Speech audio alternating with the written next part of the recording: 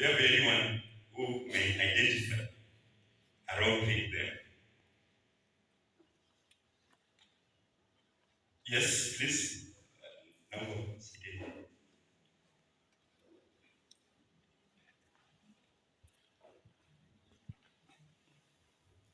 So I've seen 2 glasses of milk. So I'm assuming that the girl in red and the boy at my right, the glasses belong to them. So the other 2, maybe they enjoy their pizza without a drink. Let's clap for Madam, please. Thank you. That may not be the wrong thing. Could there be anyone? Yes, please. The pizza is not equally shared. The pieces. Thank you. Let's appreciate him. Anyone else? Yes, at the back, please.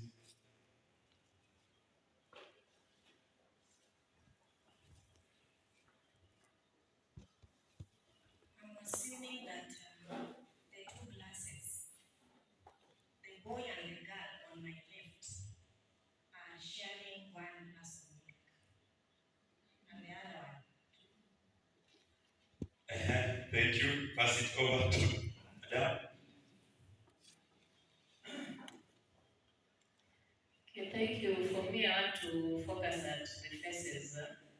When I look at the faces of 3 participants, then they seem happy. There's one face that seems disturbed. From the left-hand side, the second one seems not in that particular conversation. Maybe they would be even laughing at him. Thank you. Thank you. Someone else? You can have. Yes, Madam here.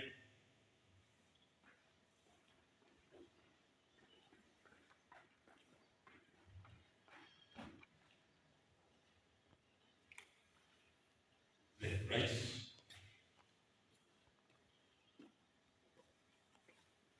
So just to add on what she said, that boy after the red belt, he seems to be the only one eating, while the others are just conversing and happy.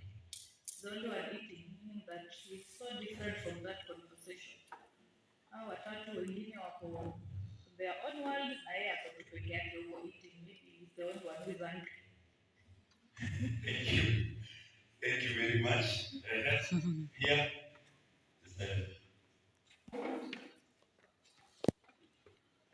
I want, as we continue, I want to appreciate all the mathematics teacher in the room. Kitabu tulikuwa tunajua math na counseling haziendani hivi. I appreciate so much. Yes.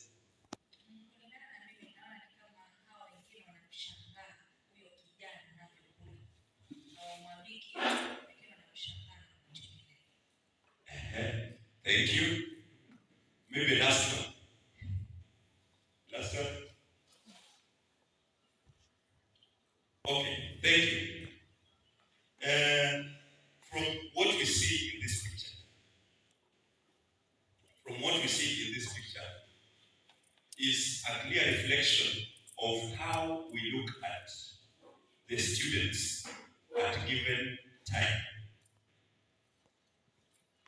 If I brought you a group of 4 students from a given class in your school at random and put them together, you probably are likely to give me an account of what you know about each one of them, probably because you know them or you've interacted with them. There are 2 kinds of people in our school, students: those that are known for being cheeky and those that are known for being good performers. How what kujulikana is very easy. You don't take time to know them. The first time you are employed in a school and the very first students to come to you will be a certain student. If you ask around, utaambiwa huyu anakuanga hivyo. Right? There are those that will be very quiet until when the results come out. Hapo unajua, there is this student, you probably have taught them for quite a while, but you never noticed them being in class. So at the end of the day, the performance now brings them up. We have different opinions or judgment depending on what we see from our students. And what you see would be different from what someone else will see. And that is why we had varied opinions here. Someone is coming up, maybe feeling like the two have some milk, the other two are not having milk, and therefore there could be something amiss in that concept. There are those who are happy, than that who thinks to be sad. It is also true. And that is that is our perspective towards the learners that we have. So, there comes a student to your for counseling session, and anakwambia I've come, and before they sit down, you look at them, they are shy, or probably you heard about what happened to them in the staff room. A certain teacher complaining about him or her. What comes to your mind when this student comes to your room for counseling? We have had situations where we have an assumption, just like in other schools, tunasikia a counselor anasema basi sasa huyu amejileta. You may not say it, but in your heart unasema leo amejileta. And some of us even go to an extent, leo umejileta.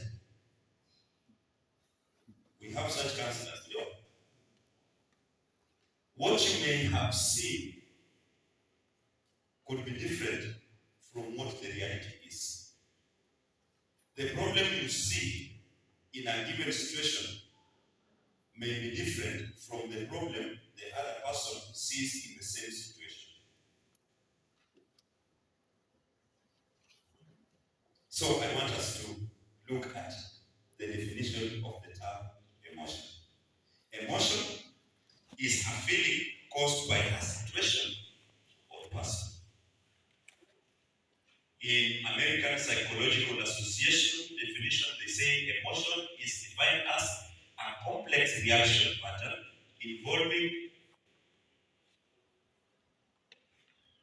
involving expression, behavioral, and physiological elements.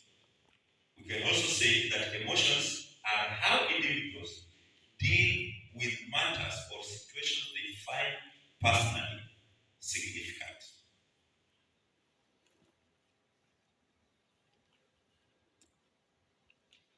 So it is a feeling. Let's go by the simplest definition. It is a feeling that is caused by a situation or a person. Initially I say that how you react to things, how you respond to things, depends on what you have inside you. The information that you have triggers how you will respond to the situations or the environment or the happenings that are within your environment.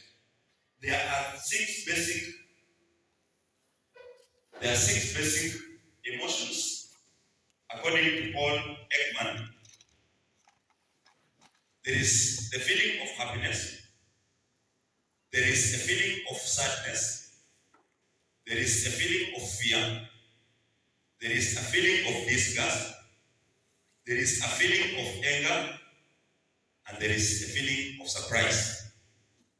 Those are the basic feelings or emotions that we have as human. So I want us to look at each one of them. Happiness, and of all the different types of emotions, happiness tends to be the one that people strive to get or to achieve the most. Happiness is often defined as a pleasant emotion state that is characterized by feeling of contentment, joy, gratification, satisfaction, and well-being. And probably sometimes the expression of happiness would be such as smiling or a relaxed stance as a body language or upbeat, pleasant way of speaking in your tone. So if somebody is happy, you'll see it in their face. They smile.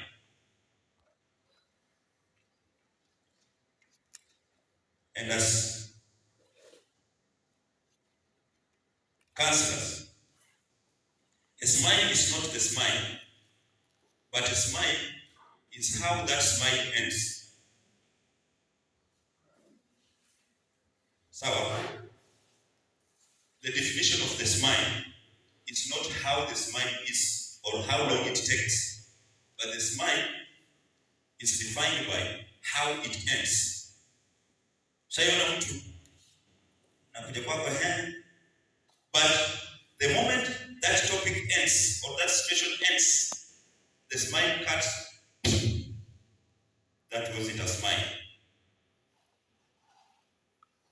The way the smile ends will tell you. Sometimes you speak to a student na anajifanya amefurahi sana because hataki mambo mengi. Yeah, madam, yeah, sir. I heard, thank you. But the moment she or he turns, that smile is cut.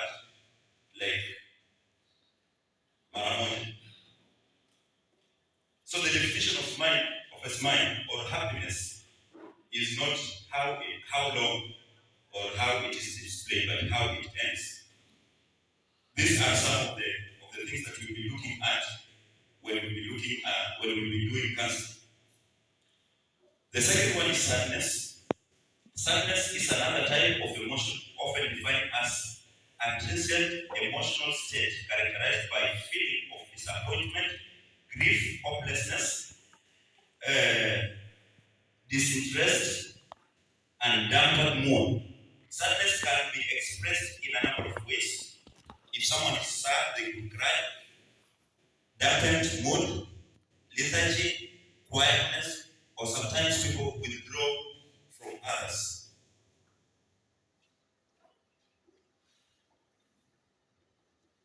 That is so common and easy to notice. We have fear. This is a powerful emotion that can also play an important role in survival. When you face some sort of danger and experience fear, you go through what is known as fight or fright response. Expression of this type of emotion could include in facial expressions such as widening the eyes and pulling back the chin.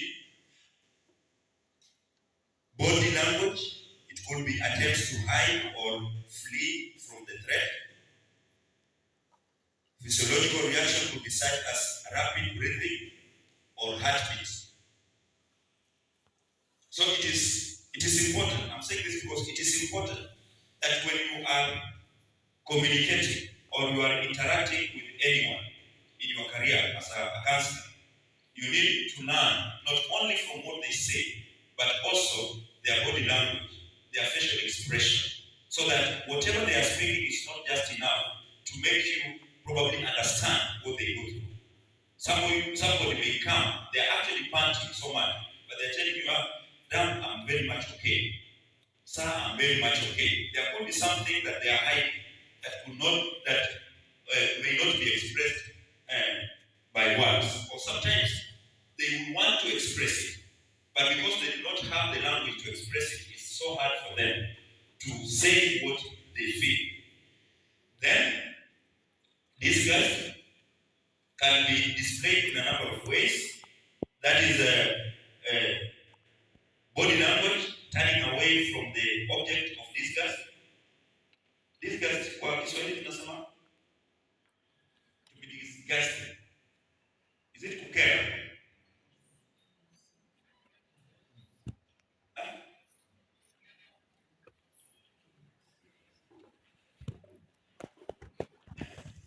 Is it okay? I had a Kiswahili teacher who can help us probably. Disgust.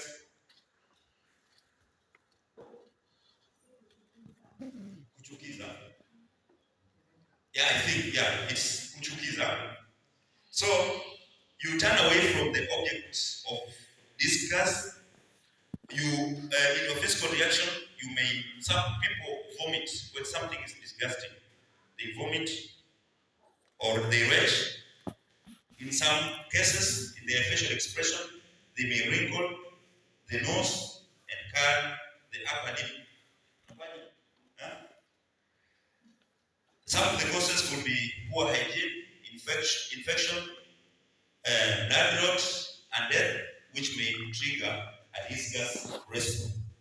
And sometimes, when you are talking to young people or students, whatever you say may also disgust them. Or somehow you could be talking to somebody, but because you mentioned something that they relate to a situation that in the past disgusted them, you may notice the expression in their face or the kind of communication they give to be a situation that is disgusting. So sometimes it is an indication that there's something that probably they passed through in the past. It may not be now, but when you mention something, their reaction may help you also understand that these people or this student has undergone a certain situation, maybe similar. Because if you talked about, let's say, there are people who are fighting, and then, fighting, that is just, they are just one day. Fighting, yeah. But you talk about fighting and like they are, it is something that is nasty to them. Meaning that there is some connection between what you are saying and what they may have gone through that brings now the facial expression. That is why when we talk about casting, we'll be also focusing a lot on non-verbal communication. Anger can be a particularly powerful emotion characterized by feeling of hostility, agitation, frustration, and antagonism towards others. Like fear, anger can play a part in your body's fight or flight response. When a threat generates feeling of anger, you may be inclined to fend off the danger and protect yourself. And anger is often displayed through facial expressions such as frowning or glaring, body language such as taking a strong stance or turning away. In tone variation, you may have such as speaking graphic or yelling. Physiological response may be such as sweating or turning red. Some people become so agitated somehow with anger. They are filled with anger that they either shake or they turn red, or sometimes they start sweating, or they may develop aggressive behavior such as hitting or kicking or throwing objects. So that defines what that somebody has an emotion called anger. Then you have surprise. Surprise is usually quite brief and is characterized by a physiological startle response following something unexpected. So you are surprised, and it could be expressed such as raising the eyebrows, widening of the eyes, or opening the mouth. Physical response could be jumping, or probably you are expecting to pass through somewhere and you come across something you didn't expect, or verbal reactions such as yelling, screaming, or gasping. So these are the basic 6 emotions that can help us understand our students as teachers, guidance, and counseling. Because some may express something that they are actually not talking about. They may be talking to in their words, they want you to understand that they are actually surprised. But from their non-verbal cue, you may notice that they are actually not expressing surprise, but they have anger. There's a student who comes to you anakwambia, or probably somebody, John was found stealing. And it's like he actually wants you to feel like he is surprised, but actually in his face or by his body, he's expressing anger. Probably because John may have stolen something from him before. So akona ile anger on John. But to you, it may come out like they are surprised. So if you are not keen about their expression, their body language, you may misinterpret from what they tell you. Now we have a global perspective of emotional changes, especially in young people, because this is what we are talking about. According to World Health Organization, 1 in 7 between the ages of 10 to 19 years old experiences a mental disorder, accounting for 13% of the global burden of disease in the age group 10 to 19. Depression, anxiety, and behavioral disorders are among the leading causes of illness and disability among adolescents.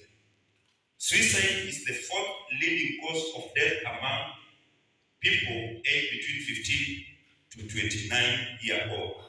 And the consequences of failing to address adolescent mental health conditions extend to adulthood, impairing both physical and mental health and limiting opportunities to live fulfilling lives as adults. Just taking up from the last bit of that slide, that the consequences of failing to address adolescent issues extend to adulthood, impairing both physical and mental health and limiting opportunities to live a fulfilling life. So, it is our duty that we guide these students, we guide these learners in a way that whatever is happening to them today, because we are a product of what we started doing during adolescence or probably during our youthful state. We are a product of what we learned, of what we were exposed to during our youthful life. And if the youth or the students that we have for this matter are not guided in a good way, they are likely to also have certain behavior. Because information is what drives somebody. Whether you give it or you don't give it, the person will always get information. So we choose between giving the correct information for them to have good choices or not giving information and letting them have wrong information, which will actually limit the opportunities to living a fulfilling life. So as we sit here today, we are talking about a future of thousands of people. We are talking about a whole generation. We are talking about careers. We are talking about people who will take care of us in different dimensions. We may probably have a doctor from a school in Kilifi. We may have a nurse. We may have a lawyer. But what is this that we are building? What behavior behind their career are we building? So we really need to be very careful that when we are talking about issues that concern them, we address them in a way that they positively grow up to become fulfilling or to live a fulfilling life. We have some of the emotional disorders explained here and their effect on young people as brought out in the report by the World Health Organization. So as I wind up,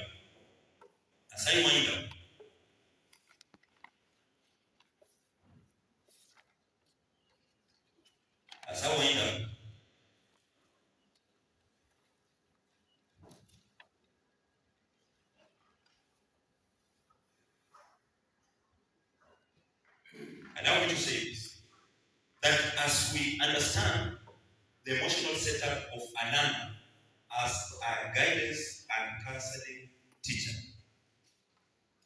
we need to first of all get to the root of it. One, who they are, what they display, or the perception that you have is an interaction that is rooted or that is based on the following factors. One, the family background, the parenting, relations with family members, or the society. When you are addressing the issues of our students or trying to understand their emotional setup, the first thing that you need to really have a look at is their family background. How have they been brought up? Because some of our students behave so as they do because of the setup that they have at home. Some of these young people come from families that are broken. Some of these students come from hostile environments at home. Some of these students come from very corrupt background. And some of them come from a very good background. Number two, you need to understand their hobbies and interests.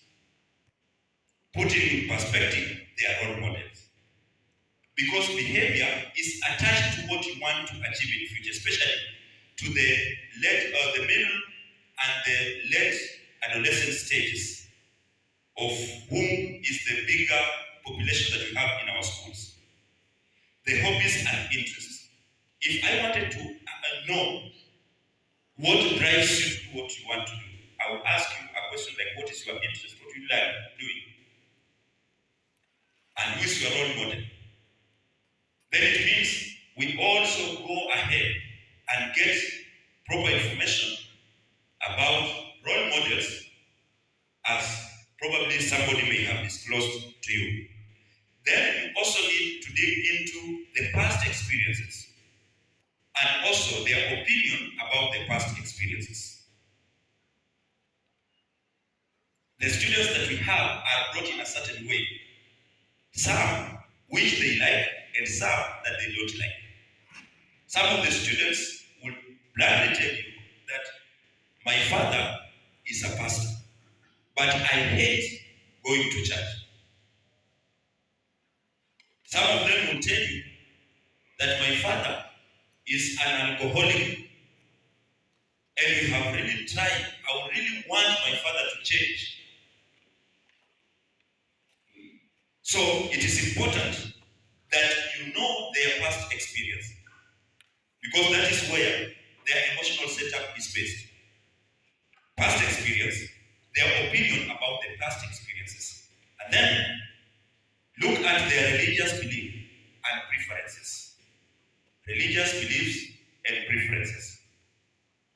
And then also look at their aspirations in terms of career or prefer living standards and places. It could guide you into understanding what it is that they think or how their emotions are. So quickly through this. One, when you want to understand the emotional setup of our student, number one, you have to give attention to every learner's need. You need to give attention to every learner. There are students who come to you at all times. There are students who come to you when you are very busy. And if you don't give their attention the first time, the second time, they may never come back once again. So be attentive to the learner's social emotional skills and unique needs. Your presence and attention as a GNC teacher will be a source of confidence for a learner dealing with difficult life circumstances. Giving positive attention is important for their self-image and development. So, number one, give attention to every learner. Number two, for you to understand emotional setup of a young person or a student, Get to know the learner's emotional literacy. Understanding to know the learner's emotional literacy. Do they know exactly what they feel? Like now we have talked about the different emotions. Do they know what they really mean? That some student will tell you, no, I'm so angry. I'm so agitated. I'm so sad about it. Do they really understand? Do they really have the literacy of their emotions? So emotional literacy refers to one's ability to identify, understand, and express emotions in a healthy way. Studies have shown that emotionally literate students perform better in school. Validate learners' emotions, allowing them to talk about how they feel. Set them free to talk about how they feel. How do you feel? Yes. Sir, madam, so and so is talking bad about me. Yes, they're talking bad about you. But how do you feel about what they are saying? Let them tell you. Let them how to know how much they know what they mean by what they are feeling. Number 3, learners' friendship development skills. You need to understand the learners' friendship development skills. Engage learners in different activities, so specifically learn their friendship skills like helping others, sharing, waiting for others' turn, each other's turn, and teamwork. You can engage them in activities that can allow you how to know. How much do you know your student, for instance? Have you ever engaged them in activity that will allow you to know how they take up teamwork, or probably how they relate with others? It will be a good basis for you to understand their emotional setup if you expose them to various situations that can either evoke a certain kind of emotion. When they express, you now understand that this person or this student feels this way, and this is the extent to which they can stretch. So from that point, you can easily now advise, you can easily guide them, and let them understand that there are other people who feel totally different or contrary to what their feelings are, so that they can now incorporate, they can now live together as a society. Because the moment a student knows that there is another student who has a different opinion from them, they tend to kind of break their relationship and start to have ramos between them. Number 4, you need to understand, for you to understand a learner's emotional setup, you need to understand their learner's identification of feeling in self and others. What do they feel themselves? Observe learners' ability to distinguish their own feelings from the feelings of others. Are they able to appreciate what other people are feeling? Or are they just people who think about what they feel? Yes, I feel I'm sad. So in this class, we are all supposed to be sad. Or I'm feeling I should not attend this class. So this class should also not attend Mr. Mbani's class. Is that? So you need to understand the learner's identification of their own feeling and the feelings of others. Model and reinforce different behavior related to empathy to see individual reactions toward others. Do life and different activities to show interconnectedness and uniqueness among individuals. Encourage students to pay attention to how their peers feel. Give them opportunities to check up on one another, and also engage learners in activities like role play and role reversal to put themselves in other people's situations. So this role play and reverse role play is very important when you are training students or learners, or you want to understand the emotional setup and also guide them in understanding other people's emotions. You can tell them, okay, now you want to be this. How do you feel? Ask them, how do you feel about your role in this particular engagement? Then you tell them, probably you are the child, now become the mother. Then add how do you feel when you are a mother in this case? Let them now understand and appreciate so that they see that whatever they think about is not actually what other people think. It is important that they also realize that as much as the situation is the same, but other people, just like we had the picture, we have so many opinions about the same picture.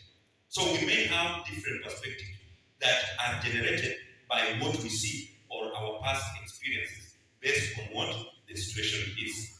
Then lastly, understand their problem-solving skills. When a problem arises, see how learners handle the situation to find a solution. It will help in identifying any impulsive behavior or aggression. Help children practice their problem-solving skills by allowing them to think and generate multiple solutions to common challenges. Encourage brainstorming, accept even a silly idea or far-fetched answer as a possible solution. So it is important that you let them practice their problem-solving skills and allowing them to think and generate multiple solutions. If this is the case, so what do you think would be the solution to this? What do you think we can do? Yes, apart from that, what else do you think we could do? Yeah, I'm passing through this. Yeah, I am really addicted to alcohol. That could be a student telling you I'm addicted. So, what do you think we can do? I think I should be. Yes, that is true. What else do you think we can do? Let them have